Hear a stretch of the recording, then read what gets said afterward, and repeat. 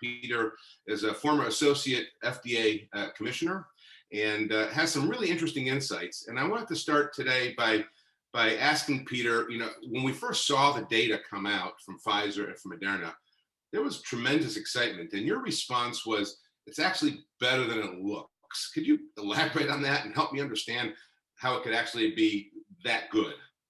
I know, really, we're used to trying to make numbers sound better than they are. Now we're trying to tamp down people's enthusiasm. So that speaks to the success of the Warp Speed program.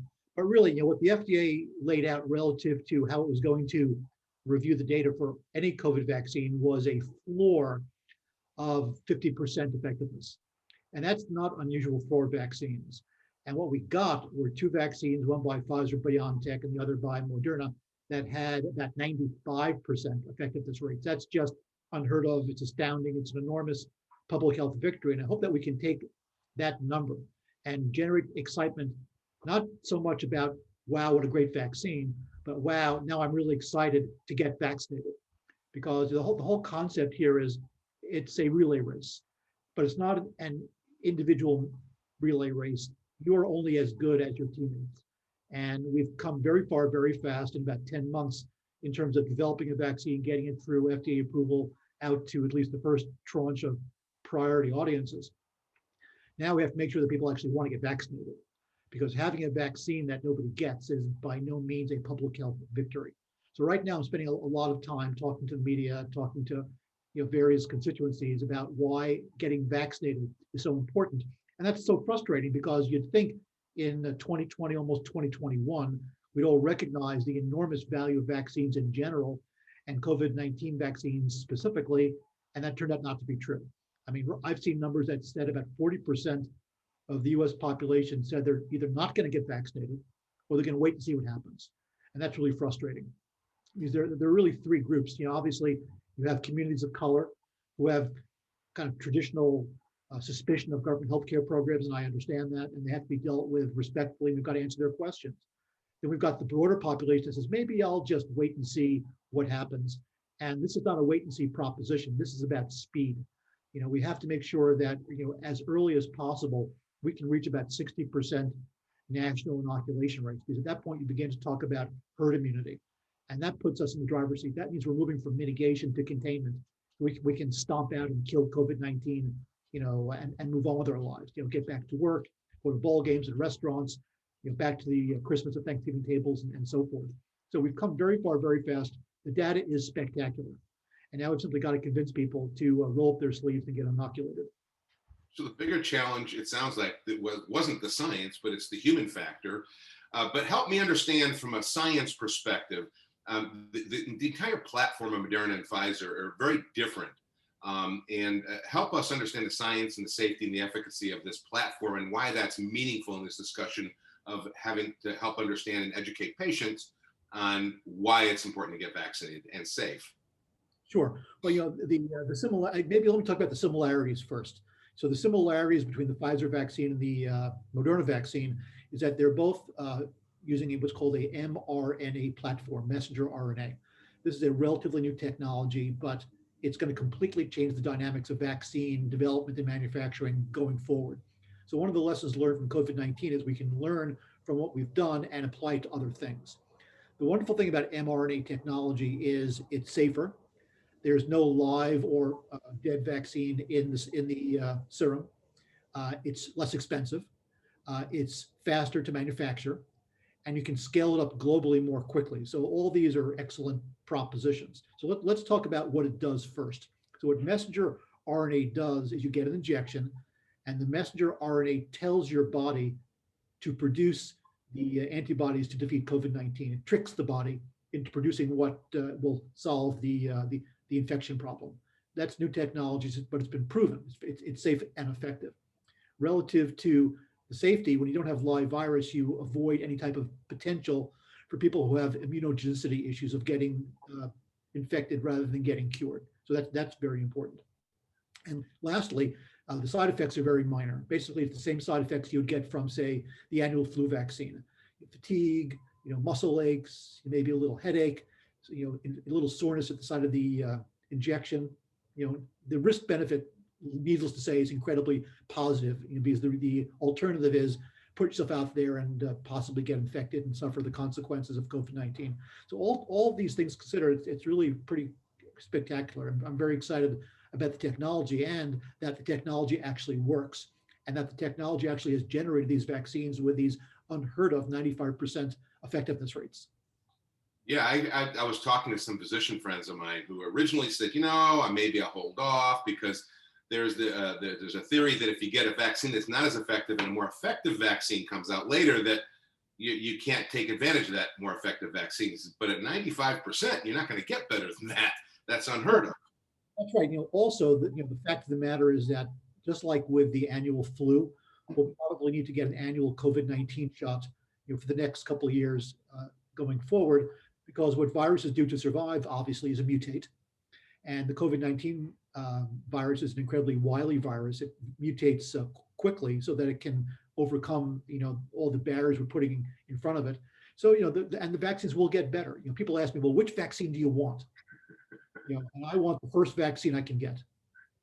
I'll be elbowing people out of the way, get vaccinated with the first vaccine I can get. And it's important to note that, there's a lot of politics has been caught up in this conversation. And, all the vaccines that are coming out of the FDA have been reviewed robustly. The science is real. It's not a political proposition. We all really need to pull our weight and get vaccinated as quickly as possible. That's great. Let's talk about what's unique about this one compared to some other vaccines out there, like the flu. You have to get 2 injections. What kind of fall off do we expect that there might be? I mean, again, we're talking about the human behavioral aspect of this virus as opposed to the scientific aspects. What is the efficacy if you only get 1 injection as opposed to 2? Yeah, that's a really good question. So let me take a step back. So for both the Pfizer vaccine and the Moderna vaccine, and also for the AstraZeneca Oxford vaccine that is kind of just over the horizon right now, you need 2 injections 3 weeks apart. If you don't get the second injection, the efficacy rates fall significantly down. So you don't want that to happen, and it's a problem because getting people to get vaccinated twice is not as easy as getting them to get vaccinated once. That's a battle we have to fight. That's part of the public education proposition. But the good news is that there are a lot of vaccines still on the horizon that will probably be approved in 2021, and iteratively, these vaccines will get better. We'll get more information on subpopulations. So, for example, which vaccine might be better for an older population, which vaccine might be better for use in pediatric purposes or for people with pre-existing respiratory conditions. We're going to make these better and better, as we did, for example, with the polio vaccine. Right now we have to recognize that when you get inoculated for polio, generally speaking, it's a tablet, as opposed to getting your arms jabbed. I remember my first polio vaccine, I believe, was a little sugar cube when I was a kid.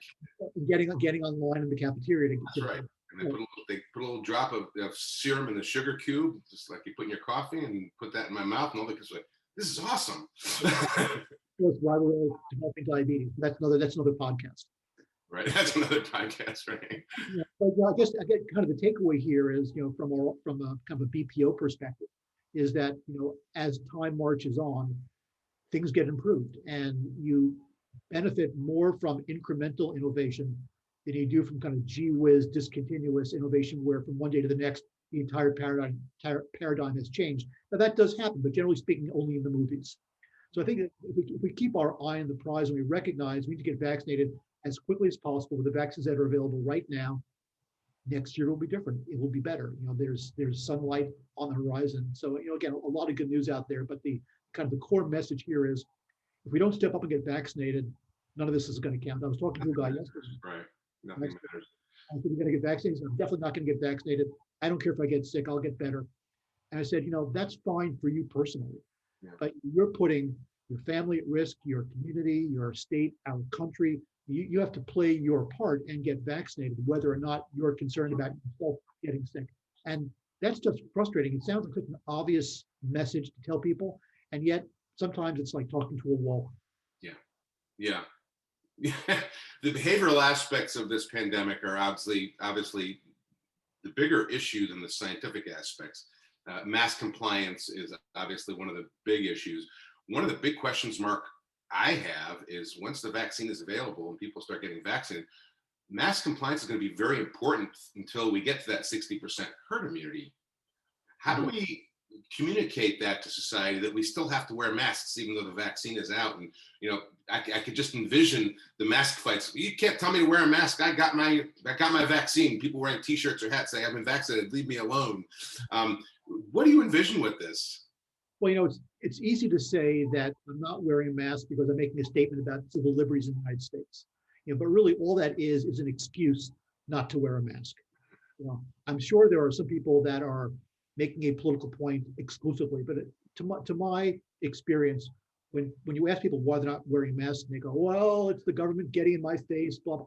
They just don't want to wear a mask. And let's face it, but you know what? Nobody wants to wear a mask. It's not fun, it's not comfortable, it's not designer friendly, but we have to tell people, listen, it's time to do the right thing, step up. This isn't about you. This is about what you can do to help everybody else. You kind of go back to ask not what your country can do for you, ask what you can do for your country. People have forgotten that. And I think that trying to put in mask mandates or vaccine mandates are going to backfire.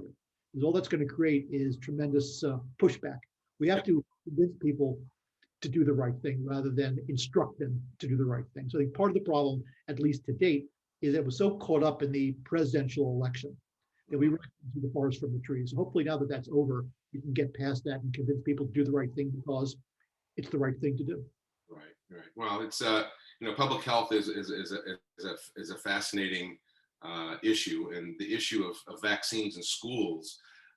There's been fights for as long as I can remember between people who say I don't want to get my kid vaccinated. You have to let him in school though, and so I see this public fight in the environment we're in perhaps getting worse because of COVID, and I hate to see that, but I really do think it comes down to leading by example, leading by leadership, and people stepping up, like all the former presidents are stepping up, including Jimmy Carter. And I remember when I was a kid, swine flu was the pandemic of the decade, and Gerald Ford, who was the president at the time, was a big deal. He on live TV went and got the injection, and it was live coverage, and they were able to contain swine flu because of that. Do you see the same type of campaign in public health and education happening here?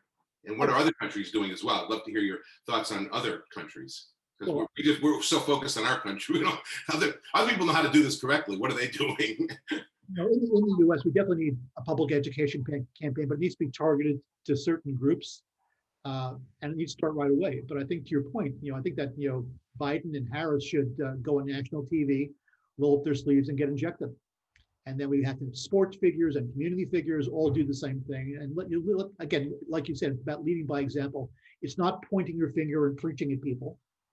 It's saying, listen, we're doing it. If you don't want to do it, we can't make you. But to our mind, you're not being a good citizen. You're not being a responsible citizen. You're not being a responsible community member. And guilt people into it. Yeah, each and every one of those examples is an education opportunity to say why I'm doing it. Because as many times as we say it, it's not for yourself, it's for society. People don't get it. And I think we forget that voice for the concept of the greater good. And Each one of the celebrity injections is an opportunity to educate people on the concept of the greater good, not just for our own selfish reasons. There's also the flip side of that coin, the stick to the carrot, which is if you get vaccinated, maybe you'll get a vaccine card that you can show at stores. And that's going to be important because if you've gotten vaccinated, you will be treated differently, and you should be. You're less of a threat. You're part of the solution rather than part of the continuous problem. But also, if you don't want to get a vaccine and no one's going to force you to, there are consequences to that. Personal consequences. Your kids can't play sports. You may not be able to go to the movies. You may not be able to fly in an airplane. And if you're willing to accept those consequences, nothing anybody can do about it. Well, it's a lot of fun. We're running out of time. I want to keep this under 20 minutes, but this is really fascinating because we've talked so much about the science aspect of vaccines, and now that it's becoming real, and the numbers are real, and the science is real, and the approvals are coming through, and it's clear that injections are going to start flowing this year, this month. All of a sudden, it's like we're hitting smack against the wall of the human behavioral aspects of vaccines and the challenges inherent thereof. But think of it this way: it's really exactly the same situation for cannabis and for CBD business people. which is it's a relay race, and you've got to pass the baton. You can't win the race unless you pass the baton. And we've done the science, and we figured out the logistics, which is another fascinating conversation for another time. And now people actually have to line up to get vaccinated. We've got to help to facilitate that. Yeah. Well, Peter, this has been fabulous. Thank you so much for joining us for this 20 minutes. I learned something new every time, not just about cannabinoids, but about general science and the FDA every time I talk to you, and now about human behavior. And thank you very much for joining us today. My pleasure. Thanks, Dan.